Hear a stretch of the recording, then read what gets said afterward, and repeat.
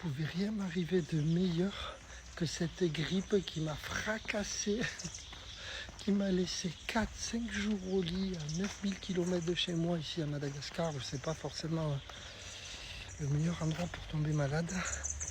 Mais au final, alors ça fait 2 semaines que vous m'avez pas vu sur les réseaux, j'étais fracassé. Allez, une semaine de grippe, 4 jours au lit, démoli, et une bonne semaine pour m'en remettre. Mais au final, je pense que le corps est bien fait, j'avais besoin de ça, parce que je suis H24, 7 jours sur 7, tout le temps, même la nuit. Je sens que ça me réveille, je réfléchis à mon boulot, à comment faire les choses, etc. Et là, le fait d'être fracassé 4 jours au lit, 39-40, ici, tout seul, dans mon coin, eh bien, à lutter juste pour aller mieux, tu vois, à rien penser d'autre qu'au fait de me sortir de cette situation et faire confiance à mon corps. Ben maintenant que je reprends, oh, ça m'a vidé la tête, je suis tout neuf et il ne pouvait rien m'arriver de mieux, sincèrement. Je suis trop content d'avoir été malade comme ça.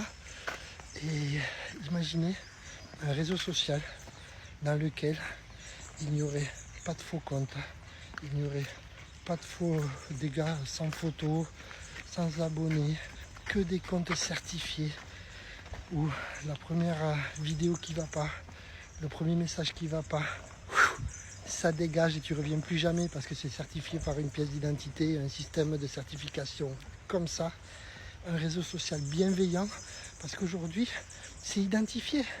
J'arrive pas à comprendre que l'État n'oblige pas les réseaux sociaux à certifier les comptes parce que 95% des comptes qui détruisent, qui font du harcèlement, c'est que des faux comptes.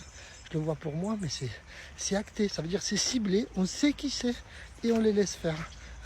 Je suis certain que en certifiant le compte, en mettant en place un système, c'est que des vrais comptes, et une personne égale un compte, s'il fait le coup, il ne revient plus jamais.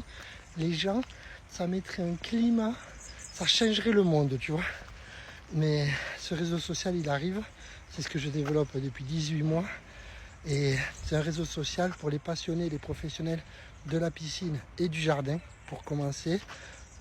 Là-dedans, il va y avoir des shops dédiés. TikTok m'a dépassé. Putain, à quelques jours près, j'allais innover un truc de fou. Mais bon, j'avais pas l'argent pour aller plus vite, les moyens, etc. Mais je suis déjà très fier de faire ce que je fais. Ce réseau social arrive pour les passionnés, les professionnels de la piscine et du jardin. Si tu es un professionnel de la piscine et du jardin, envoie-moi un petit message. Je vais te donner accès pour tout tester. Tu vas avoir des pages professionnelles, des profils pour les particuliers, marketplace, groupe, tout, le messenger.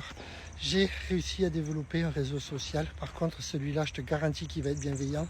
Aucune vidéo de politique, aucune vidéo de bad buzz. Une fille qui danse en faisant n'importe quoi. Enfin, bon, les gens qui aiment ça, ben, tant mieux. Mais sur le réseau social, il n'y aura pas. On me signale la vidéo. Il y a un service ici à Madagascar. On appuie sur un bouton, pouf, ça part. Chez nous, c'est uniquement pour les passionnés et les professionnels de la piscine et du jardin. Avec les shops dédiés pour les professionnels. C'est le crash test grandeur nature d'Abracadamol.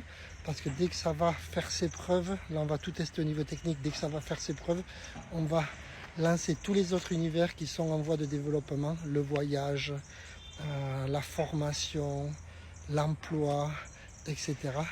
Ça arrive très très vite. Alors si tu es un professionnel de la piscine et du jardin, ou si tu es un particulier, que tu as une bonne communauté, que tu veux tester mon réseau social, il est prêt, je peux lancer les premiers tests. Envoie-moi un petit message et tu seras un des premiers à le voir.